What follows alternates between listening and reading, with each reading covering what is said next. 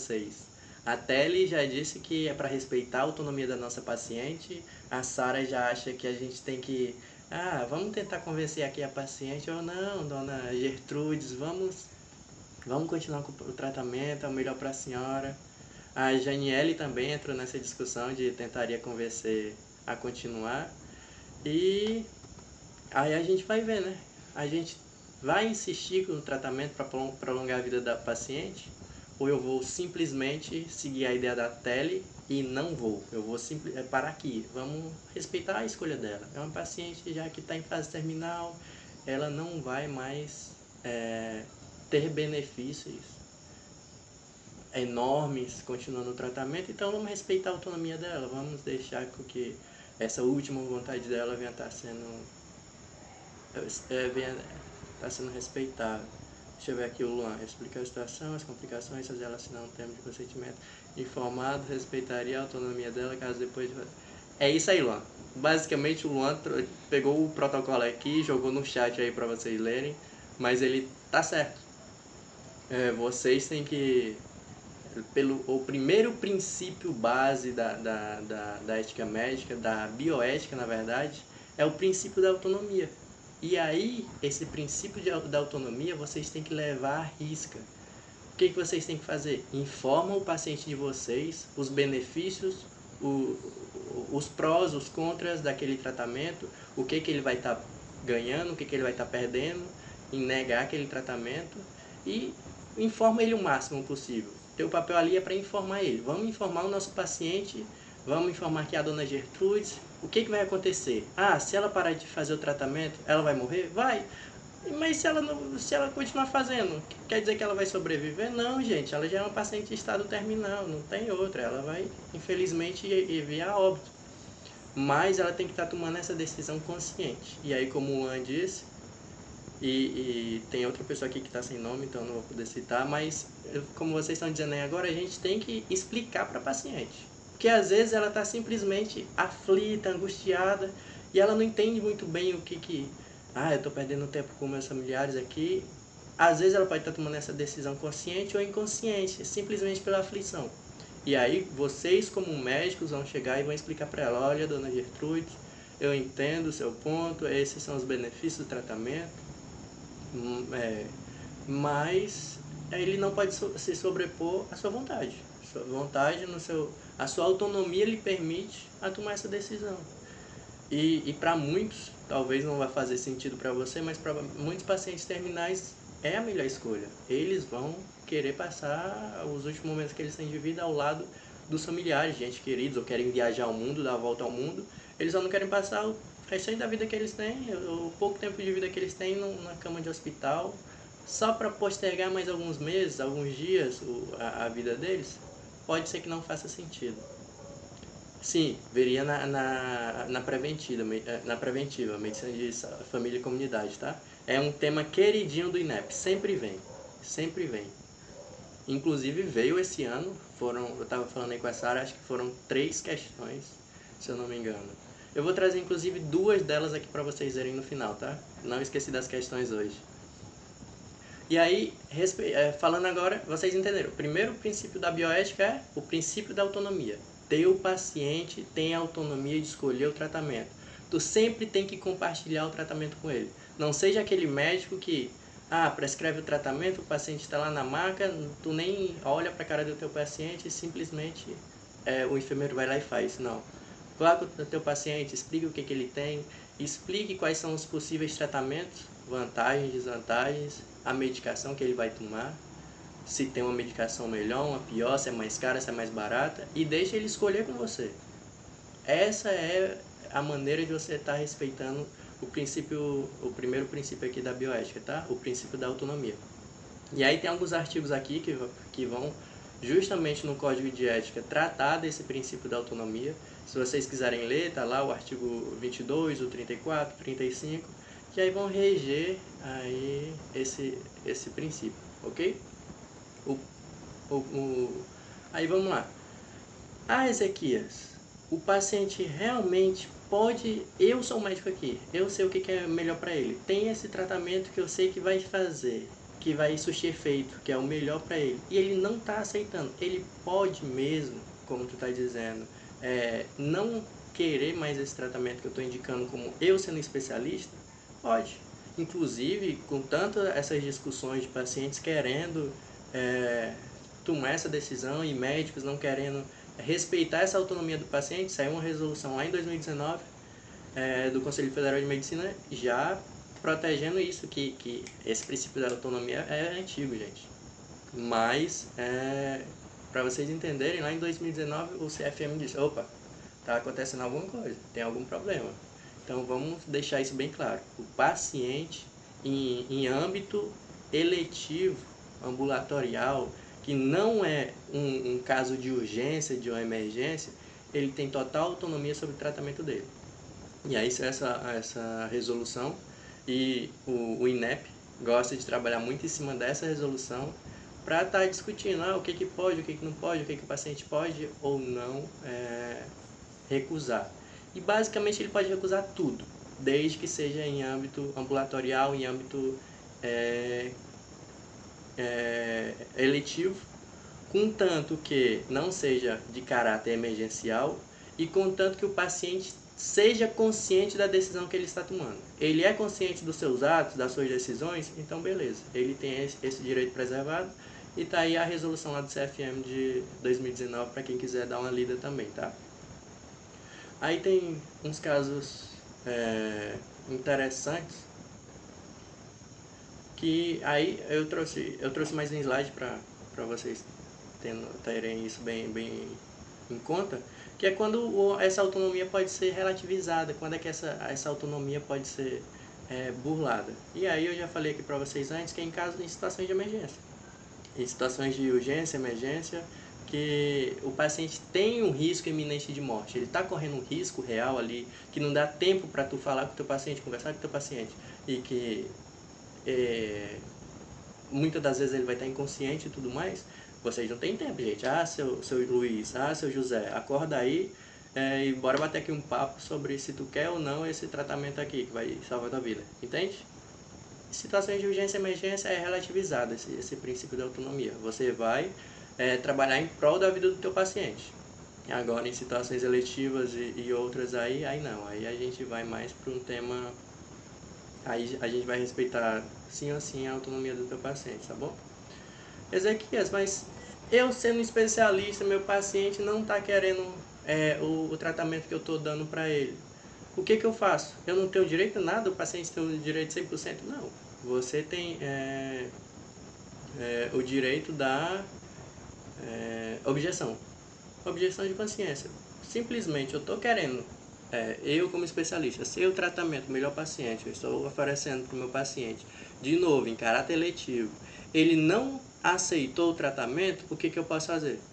Posso lavar minhas mãos, encaminhar o paciente para outro profissional que possa dar seguimento e possa estar tomando uma medida alternativa com esse paciente, contanto que, outra vez, não seja uma situação de emergência, contanto que tenha outro médico para atender esse paciente e contanto também que não vai acarretar danos para o paciente, tá?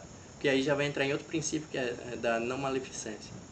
Então, se não tem esses 3 contras aí, você simplesmente pode, por escrito, você vai dizer porque que você está utilizando o seu direito à objeção de consciência, porque o paciente não aceitou e aí está chocando meus princípios com os deles, e aí vocês documentam tudo isso e encaminham o paciente para outro médico, tá certo? E aí depois vem um caso polêmico que o Revalida, o INEP sempre gosta de cobrar também. Duas das questões aqui de hoje, que foram as 2 questões de 2025 inclusive, são sobre esse tema, e que antes, por exemplo, quando eu comecei a faculdade lá em 2017, era martelo batido, e aí já de lá para cá já mudou muitas vezes. Os entendimentos jurídicos já são bem diferentes daquela época. E aí eu trago aqui para vocês a dúvida. E a questão da transfusão sanguínea em paciente testemunha de Jeová? O que acontece? A gente vai respeitar a autonomia do paciente, a gente não vai respeitar a autonomia do paciente, a gente vai fazer a transfusão, não vai. O que vocês acham? Chegou um paciente lá para vocês e por X motivo, N motivo, ele vai precisar de uma transfusão. E ele diz que é ser testemunho de Jeová. Ou seu familiar diz, vocês vão ou não preservar a autonomia desse paciente? Comentem aí.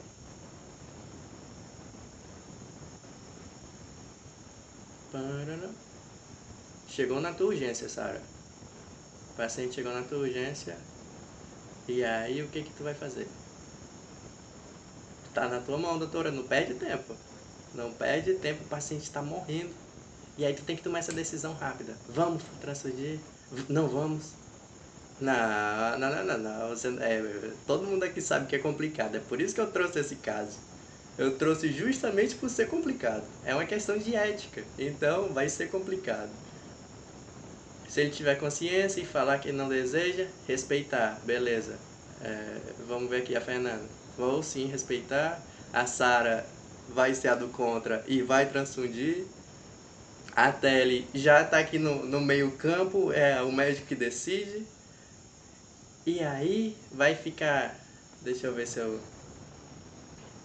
Vamos ver, eu não trouxe o slide para vocês, mas... Estamos em 2025? Estamos em 2025. Então foi ano passado o Supremo Tribunal, depois dessa treta toda, como eu disse, lá em 2017, chegou para vocês, chegou no plantão de vocês, transfundir e ponto. Jurisprudência ia defender você até no final, que você estava lutando pela vida do paciente, que é princípio fundamental, é a vida, o teu paciente tem o direito à vida. Então tu estaria simplesmente defendendo esse direito dele. Era esse o entendimento. Só que depois de muita discussão, lá em 2024, o Supremo Tribunal Federal já teve já lançou uma resolução diferente, dizendo que se teu paciente... Eu queria muito saber teu nome, eu não sei, mas tu tá trazendo pontos muito bons. Vamos falar dos menores de idade já. A Maria, muito prazer, Maria. Maria, a gente vai falar já do menor de idade, mas é muito importante esses pontos que tu tá trazendo. Mas o que acontece?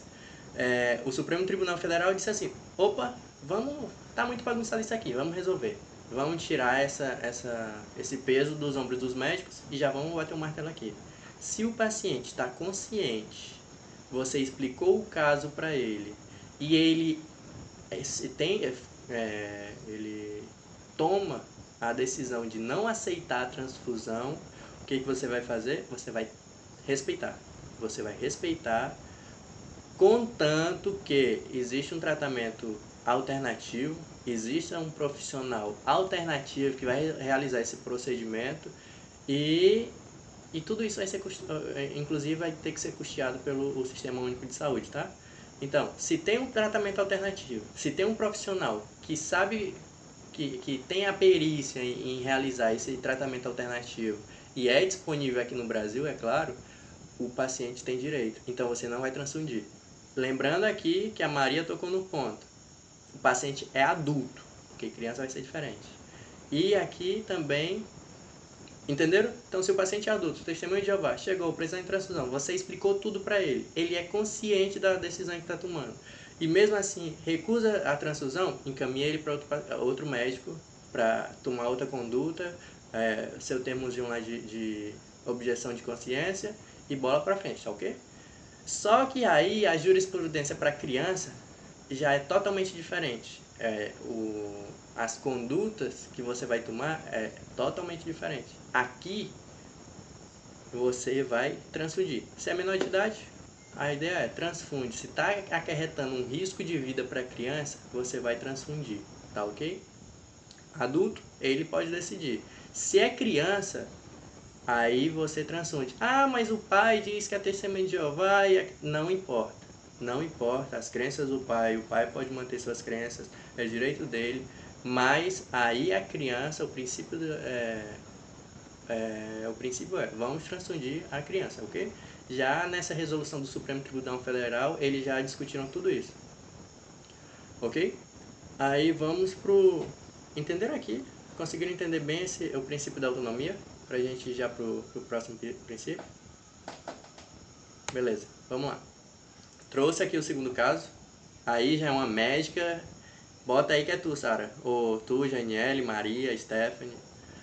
Um de vocês estão trabalhando aí já no SAMU e vocês são chamados para uma ocorrência de vítima por ferimento de arma de fogo. Só que aí quando vocês chegam lá no lugar, vocês percebem que o cara que levou os tiros é um cara já conhecido, criminoso, pesado da cidade, é conhecido por vários homicídios na região. Inclusive a população da região está dizendo assim, deixa ele morrer, não vale a pena salvar ele não. Deixa ele morrer aí, não, vamos deixar pra lá. E aí? Nesse caso que vocês estão tomando as decisões, aí vem a pergunta, né? A médica deve abster-se de prestar o socorro pro paciente ou não? Nesse caso, criminosaço, a decisão está na mão de vocês. Opa, eu não vou fazer mal, eu só não vou fazer o bem, eu não vou fazer nada. Vamos deixar que ele já tá malzão, vai morrer? Nunca. Sara. Poxa, Janiele, mas tá vendo, mulher? Não é uma boa peça. Ele é um bandidaço. Olha a quantidade de gente que morreu. Tu não vai estar matando ele, tu vai simplesmente deixar que a natureza dê seu jeito. Médico não julga nem condena, salva vidas. É isso aí, Maria. É isso aí mesmo, tem que prestar socorro. Isso mesmo, Fernanda.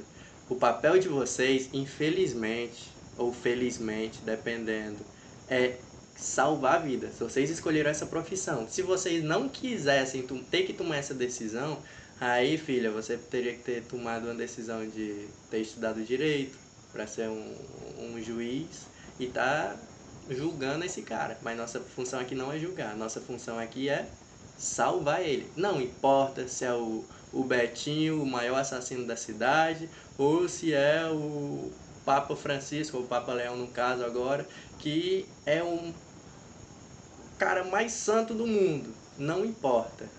Seu papel é salvar sem julgar ninguém, sem discriminação, sem preconceito nenhum. Entendeu? E aí, o que rege esse entendimento? Qual que é esse princípio? É o princípio da beneficência. Você tem que fazer o bem. Você decidiu desde que você estava lá. Ai Deus, eu quero estudar medicina. Aí, nesse momento que essa ideiazinha louca vem na cabeça de vocês, por trás disso já estava vindo uma série de decisões que vocês iam ter que tomar. Entre elas era, vocês não vão julgar ninguém, vocês vão salvar todo mundo, vocês vão tratar de fazer o bem para todos. E aí algumas pessoas se confundem nesse princípio de, mas se eu deixasse lá o Betinho, que é o assassino lá, morrer e sem fazer nada, eu não estaria fazendo um mal para ele, eu simplesmente não estaria fazendo nada. Já tem esse ditado bem popular, né, Maria? Fazer o bem sem olhar a quem. Tua avó nossa, ela é uma das maiores juristas do país e ela nem sabia disso. Mas esse é o entendimento. Por mais que você não... Se você não está fazendo... por exemplo, por mais que você não esteja fazendo nada, você ainda não está cumprindo esse princípio, tá? O princípio de vocês é fazer o bem. Vocês têm que fazer, é uma ação. Se vocês deixam de fazer, vocês estão se omitindo. A omissão entra em um outro problema para vocês, beleza? Então aqui pelo princípio da beneficência, nós vamos sempre atender, nós vamos sempre prestar os melhores serviços, usar os melhores recursos, dar o melhor atendimento para o paciente, sem importar quem que ele seja. E aonde é que tá embasado esse princípio? Vocês podem ler lá o artigo 1, o artigo 2, que eu coloquei para vocês, do Código de Ética. E aí lá já vai dizer, a medicina será exercida com o objetivo de beneficiar o paciente. Lá no artigo 2, o alvo da atuação médica é a saúde do ser humano, sem discriminação. Não importa se é o Betinho, se é o Papa, se é um bombeiro. Não, vocês vão tratar de salvar todo mundo, beleza? Maria, já aprendeu com tua avó, né? deixa isso aí guardado, que conselho de vó vale, beleza? Vamos pro próximo. Após um grave acidente de trânsito, um paciente é levado ao pronto-socorro com dor intensa no abdômen e pressão arterial muito baixa. E aí tá vocês lá, é o médico recém-formado, é vocês que estão de plantão, vocês foram logo para a porta do hospital. E aí vocês, nossa, o paciente está gritando de dor, ele está com uma dor insuportável, o que eu vou fazer com esse paciente? Nossa, eu tenho que ajudar de algum jeito. O que eu estou fazendo? Se meu paciente está com dor, qual que é um remédio bom pro meu paciente? Deixa eu fazer um opioidezão aqui para ele. Deixa eu fazer morfina para passar a dor dele. É uma boa ação, né? Ele vai estar fazendo bem pro paciente. O paciente está com dor, ele está fazendo a medicação para dor, vai resolver o problema do paciente. Sim ou não? É uma conduta boa ou não? De se fazer. Vocês iam fazer essa conduta ou não? O paciente está hipotenso. Lembra que ele está hipotenso aí. Mas está morrendo de dor. E aí vocês vão lá, tomam morfina no paciente. Vocês fazem esse procedimento ou não? E vocês iriam indicar a morfina para o paciente ou não? E por que não? Vamos lá, vamos ser mais específicos. Sim ou não é muito curto. Me digam aí. O paciente chegou hipotenso depois de um acidente, está morrendo de dor, está gritando na urgência de vocês, a cabeça de vocês já está latejando e vocês, primeiro plantão ali, o que vocês vão fazer? Faz a morfina, não faz a morfina, por que faz, por que não faz? Maria, Sara, tá aí, Sara? Bora lá.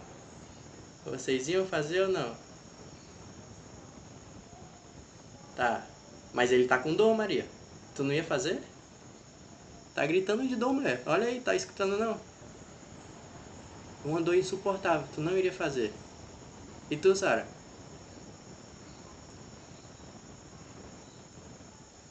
Pode fazer uma dipirona,zinha. Beleza. E aqui eu trouxe esse caso simplesmente para exemplificar o próximo princípio para vocês. É o princípio da não maleficência. Você não pode fazer o mal para o paciente de vocês. Por mais que vocês estejam numa boa intenção, por mais que vocês estejam querendo fazer o bem, por mais que vocês... Ah, não, deixa eu resolver o problema dele. Ele está com dor aqui, deixa eu resolver. Mas iria fazer bem para o paciente, um paciente hipotenso já, vocês irem lá com um opioide.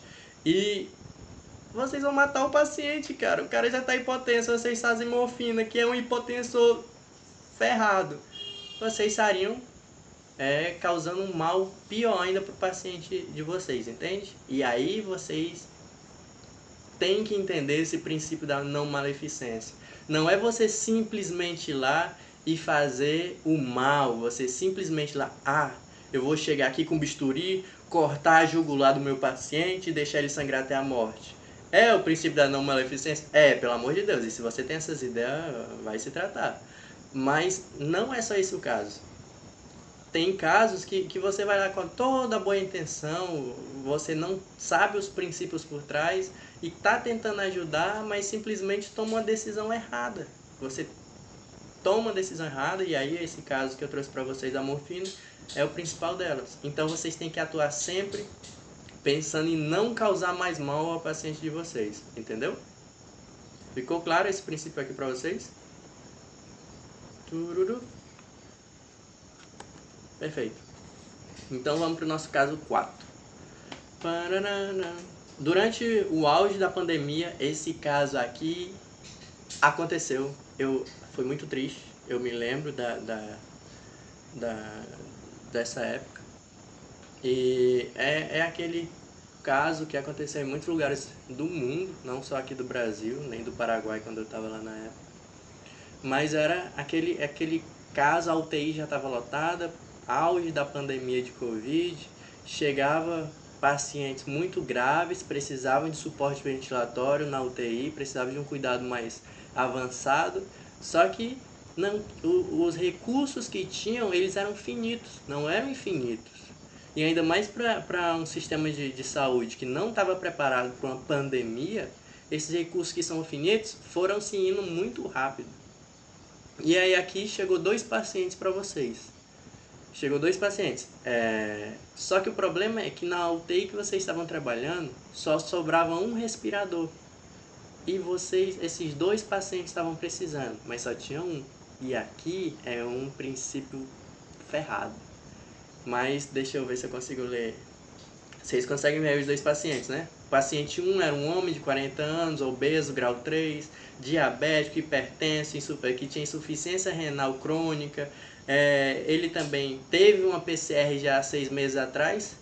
Em contrapartida, a paciente 2 já era uma paciente mais velha, uma idosa comparada ao outro, já tinha 78 anos essa paciente, mas ela era uma paciente ativa.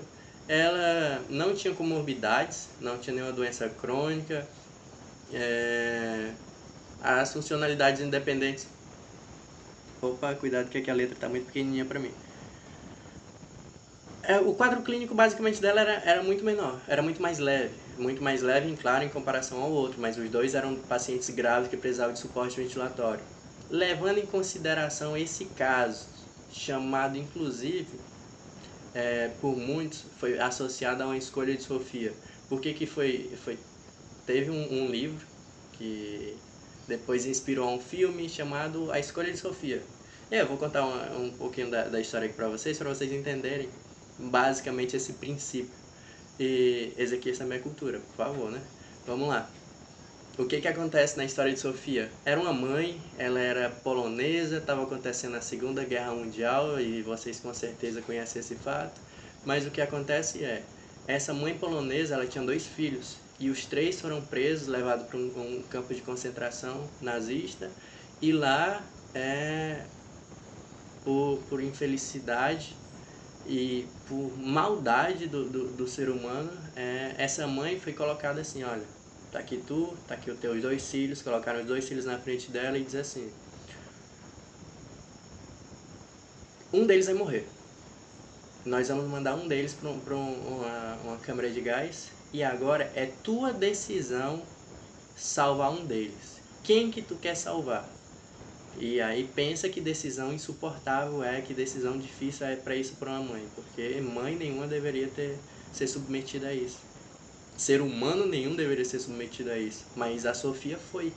E aí o que acontece? Com os 2 filhos na sua frente, um deles ela tinha que escolher salvar e o outro iria ser enviado para uma câmara de gás para a morte.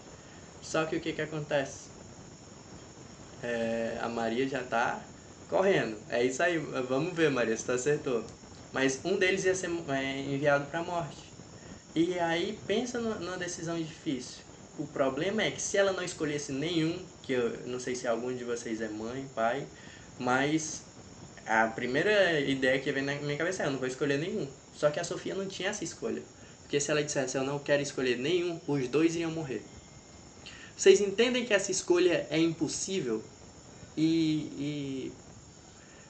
Por mais que essa história tenha acontecido lá em 1943, 45, ela recentemente aconteceu outra vez, mas quem teve que tomar essa decisão foram os médicos. Durante a pandemia eles tiveram que tomar essa decisão, eu só tenho um respirador e eu tenho 2, 3, 5, 10 pacientes necessitando. Quem que eu vou colocar primeiro? Quem que eu vou escolher salvar em detrimento da vida dos outros? Quem que vai ser esse paciente? E aí a Maria disse que era o homem de 40 anos. E aí tem a paciente 2. Vamos lá, gente, tem 12 pessoas aqui.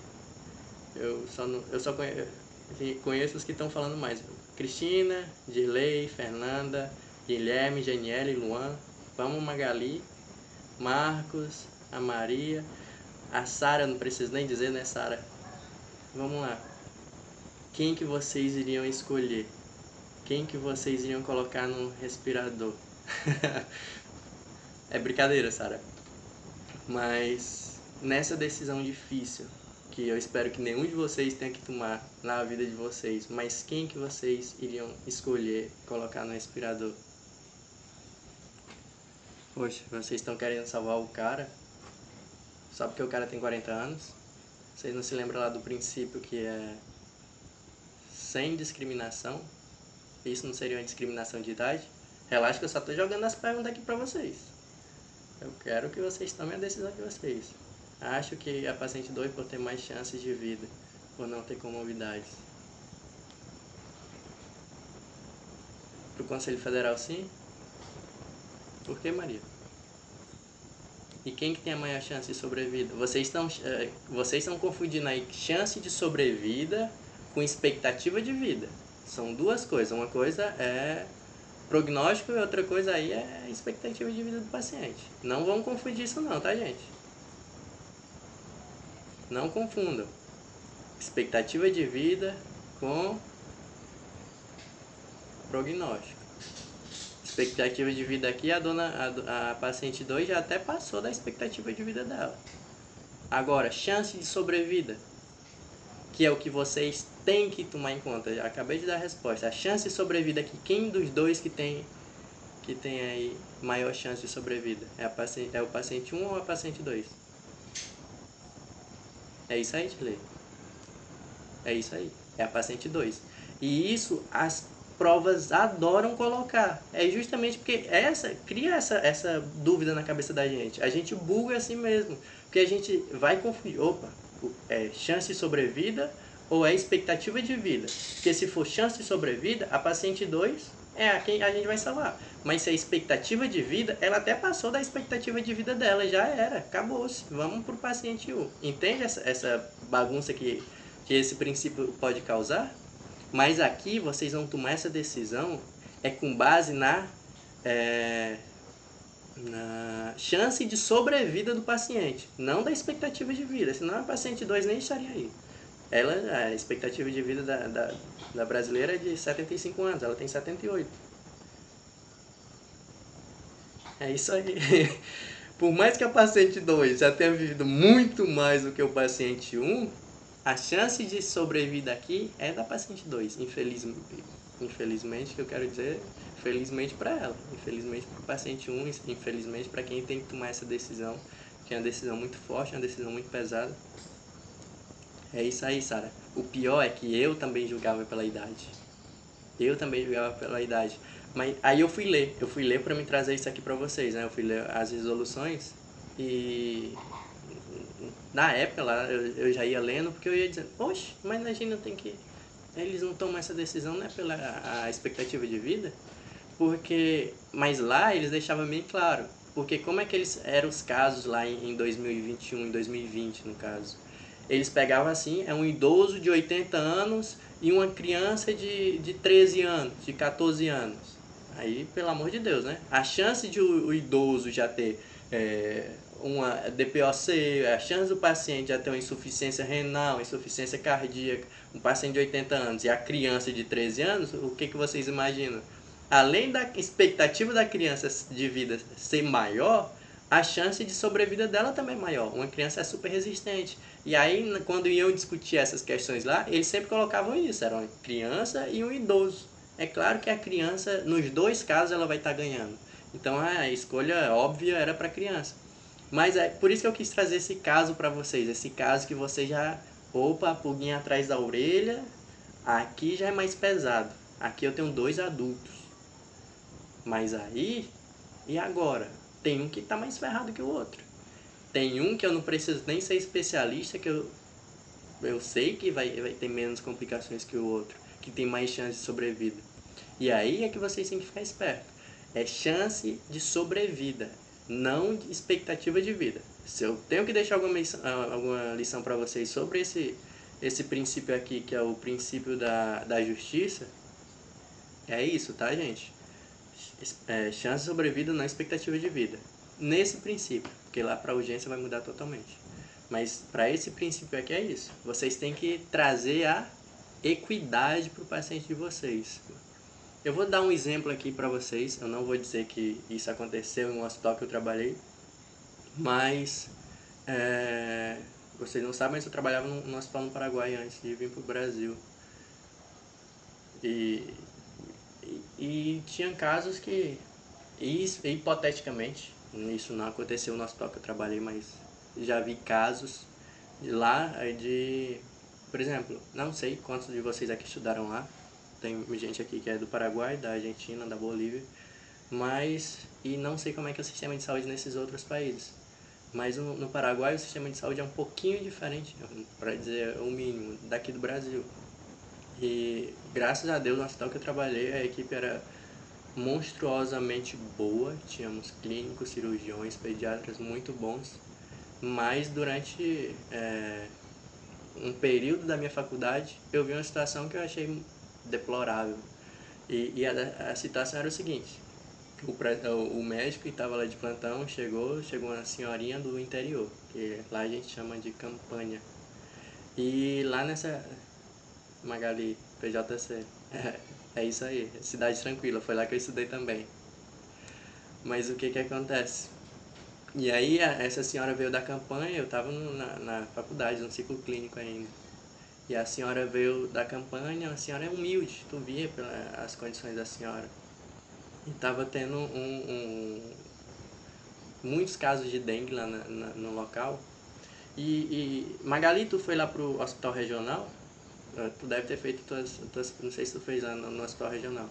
Mas se tu foi pro hospital regional, tu ia ver que lá, quando tinha um paciente necessitado, o que acontecia? Geralmente era um dos alunos ou um dos internos, ia pegar uma cestinha, não sei se eles ainda fazem isso. Tu se formou quando, Magali? Eu tô me sentindo meio velho aqui.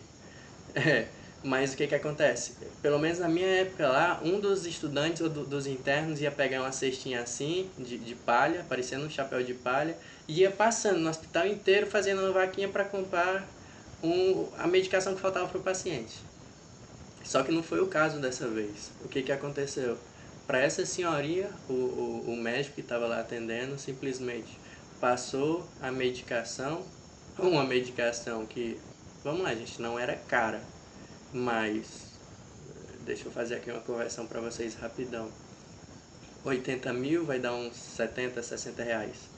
Que pra gente pode não ser caro, mas para um paciente do interior, humilde, que não tem isso, ainda mais lá, era um dinheiraço.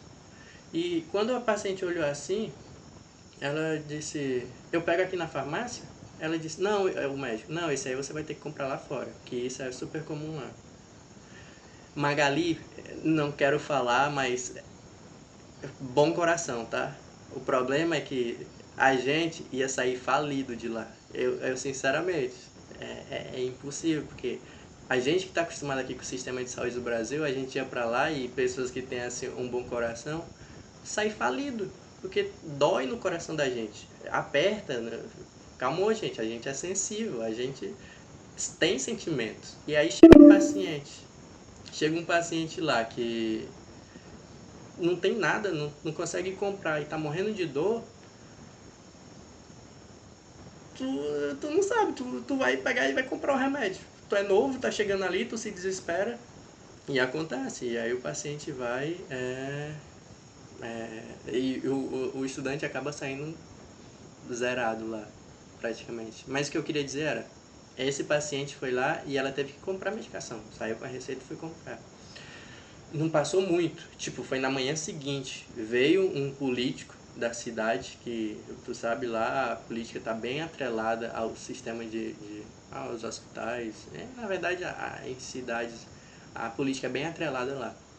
E o que acontece? Chegou um político bem conhecido do médico, porque o médico também era muito conhecido na cidade, e o médico pegou simplesmente mandou a enfermeira rodar o hospital para fazer a mesma coisa que a gente fazia lá, Magali, no hospital regional, para buscar, para ver se conseguia a medicação para o político usasse. Então vocês entendem que aqui não teve uma equidade. O paciente que tinha mais problemas, menos condições, teve que comprar um remédio caríssimo para ele, enquanto o político, só porque era amigo do médico, não teve.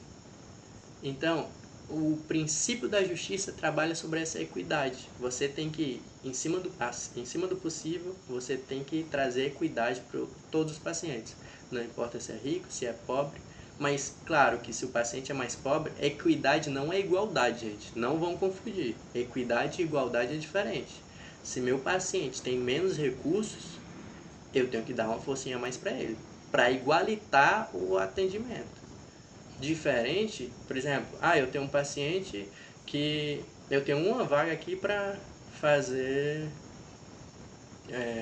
exame X, e eu tenho um paciente que diz, não, eu posso não trazendo aqui na realidade brasileira, tá gente? Eu ainda estou na realidade lá da que a gente vivia.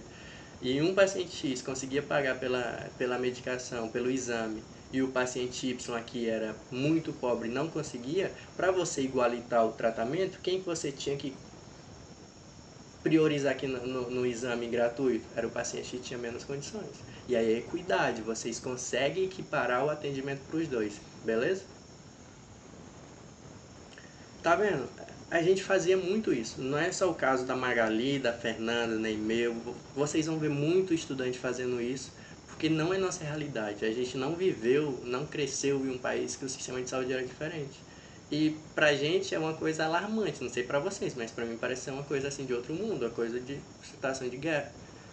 E dói. E se vocês não conseguem lidar com isso, é um problemaço. Mas para dar continuidade aqui, para a gente terminar, eu queria falar sobre outros temas com vocês. Eu ouvi muito bem de Vila Rica. Eu não sei também, lá em Missões também é outro lugar que a atenção com os pacientes é fenomenal. O trabalho que eles têm, a atenção que eles têm com o paciente é fenomenal. Claro, vai faltar um recurso ou outro, mas eles fazem de tudo para que o paciente tenha o melhor atendimento possível. Graças a Deus sei para onde eu fui fazer o internato, graças a Deus foi onde eu trabalhei. E aí tu vê essa diferença. Mas eu espero que vocês não, é claro, vocês vão pegar o CRM de vocês aí logo e vão correr para cá e não vão ver isso. É claro, gente, vai ter algum lugar que vocês ainda vão ver, mas teoricamente aqui no Brasil é para ser muito melhor do que essas situações que a gente já passou por lá, tá? Vamos terminar, vamos passar para outro tema que para mim não levar muita noite com vocês. E aí depois a gente bate um papo sobre as nossas experiências loucas, né, nos países que a gente estudou. Vamos lá. Eu já falei para vocês a escolha de Sofia. E aí tem um caso 5 aqui, que foi uma mulher de 28 anos, ela chega para uma consulta ginecológica. Só que aí que ela viu que tu era um cara legal, tu era uma doutora, um doutor que estava realmente ali empenhado no atendimento dela. E ela resolveu se abrir para ti. Ah, doutor, eu fiz um aborto ilegal há umas semanas atrás. E aí ela parecia estar assustada, preocupada, e ela queria saber quais que seriam essas possíveis complicações legais e complicações clínicas também. E aí? Foi um aborto ilegal, gente. Aqui é um tema totalmente diferente. Aborto no Brasil só tem 3 situações que é legal. Tirando isso, é ilegal. E aqui o caso já disse para vocês que foi um aborto ilegal. Inclusive, esse caso aqui saiu nas notícias. Não é um caso fictício, não. Saiu nas notícias um tempo atrás.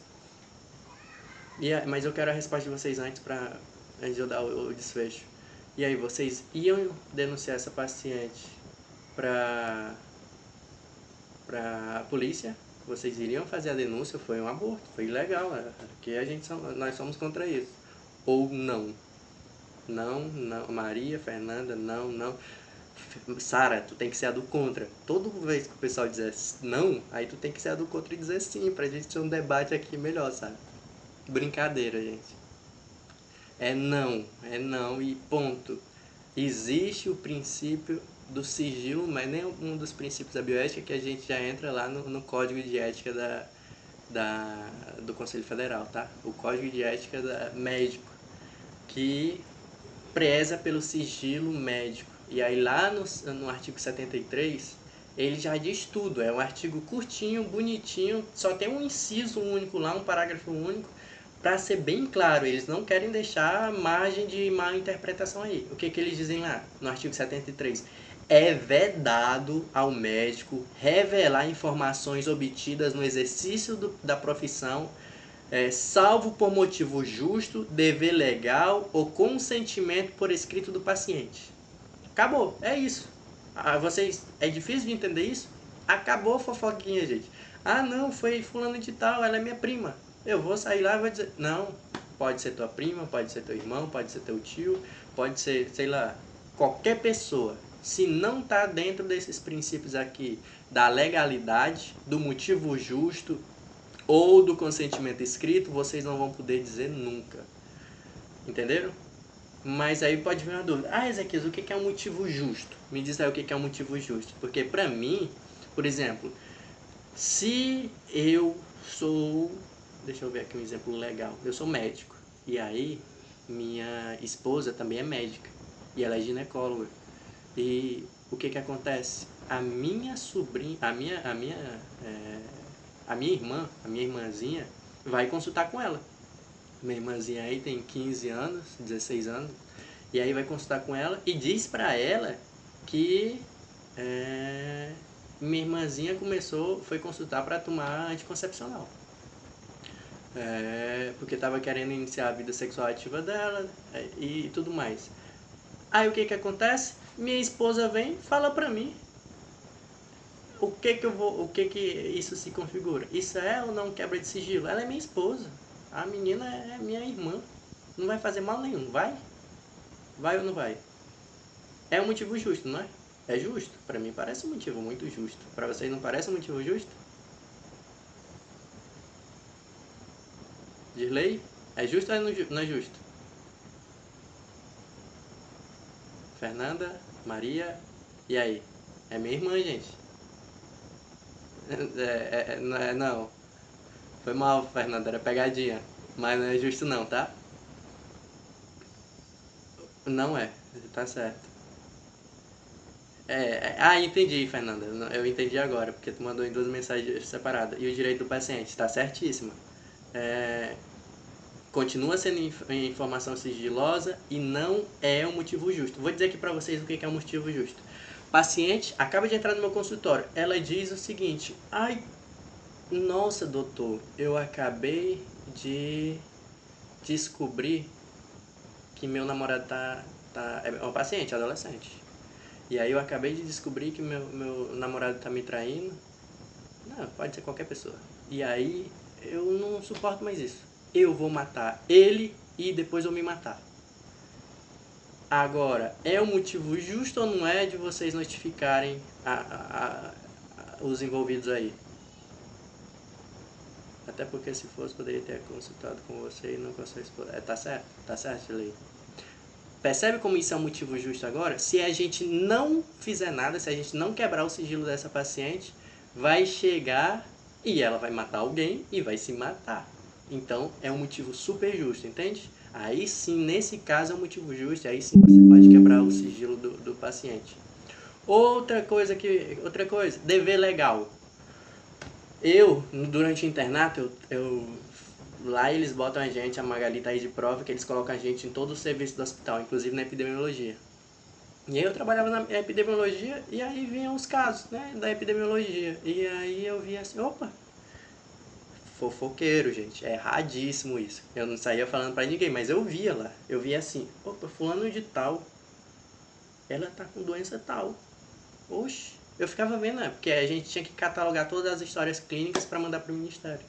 E eu ficava olhando assim, tá, isso não é uma quebra de sigilo? Quando o médico notifica uma doença, coloca lá a notificação pro Sinam, por exemplo, e aí manda para epidemiologia. Lá tem os dados do paciente, tem a doença dele. Isso aí não é uma quebra de sigilo médico? O que vocês acham?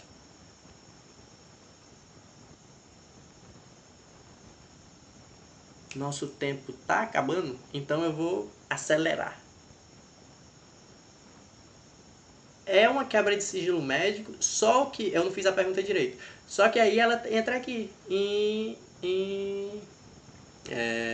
dever legal. Vocês são obrigados por lei a notificarem os casos. Por mais que seja uma quebra de sigilo, mas é por dever legal. Vocês são obrigados a fazer esse quebra de sigilo. É aqui vocês entram nas situações em que pode ser quebrado esse sigilo, entende? É isso aí, Fernanda. É uma quebra de sigilo, mas vocês podem, porque é um dever legal. Vocês são obrigados. Outra coisa, o cara sai do consultório, diz que vai explodir uma escola. É um dever legal vocês notificarem a autoridade policial, entende? Ele vai cometer um crime. Então, por dever legal, vocês podem sim quebrar o sigilo. E a outra conduta é se o paciente dá consentimento. Papa Francisco estava doentaço lá, o que acontece? Todos os dias vinha o médico dele e dava as informações sobre a evolução do quadro dele. Por que isso? Previamente o Papa foi lá, assinou um documento dizendo, olha, quando eu estiver em situações X, enfermo, que não possa falar por mim mesmo, você pode apresentar meu quadro. Se o paciente vai lá e escreve por essa permissão e está escrito isso, vocês também podem quebrar. São essas três coisas. Se não está entre essas três, esquece, tá bom? É mais fácil vocês decorar essas três do que ficar decorando todas as outras que vocês não podem. Ok? Decora essas três.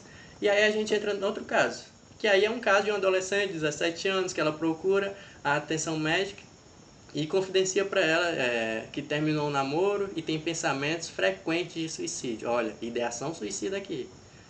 E aí, o que vocês fazem? Vocês vão contar para a mãe dela ou não vão contar para a mãe dela? Vocês podem quebrar esse sigilo ou vocês não podem quebrar esse sigilo? Olha que a criança também é um ser humano. Vocês têm que guardar o sigilo médico quando é criança, adolescente também. Mas nesses casos, sim, vocês podem também quebrar o sigilo, tá, gente? Sempre que tiver ideação suicida, idealização suicida, depois pacientes confirmados com HIV, por exemplo, esqueçam. Ah, não, o paciente veio, a criança, o adolescente veio fazer testes para HIV. Isso não conta. Só conta se der positivo, tá? Beleza? Outra coisa, deixa eu ver aqui. Tem outras coisinhas. Sempre que o paciente for menor de 14 anos menor que 14 anos de idade, teve alguma relação sexual, também aí já entra como estupro, tá, gente? Aí é crime, dever legal ser notificado. Outra coisa, deixa eu ver. Tem bastante coisinhas. Tem uma tabela do sistema da Sociedade Brasileira de Pediatria com todos o que pode e o que não pode. Eu vou mandar lá no Medspace agora pra vocês, tá? A nossa aula termina por aqui. Se vocês tiverem alguma dúvida, o tempo está acabando, mas se vocês tiverem alguma dúvida, vocês mandem lá no grupo. Tem o post da aula lá e eu vou mandar a tabela agora e vocês podem tirar todas as suas dúvidas que eu vou estar lá tirando a dúvida de vocês, tá bom? A gente se encontra na próxima terça-feira. E o artigo sobre o sigilo médico para criança tem também, é o artigo 74 que eu coloquei aí para vocês, tá bom? Se cuidem, boa noite, bom descanso. Tchau, tchau.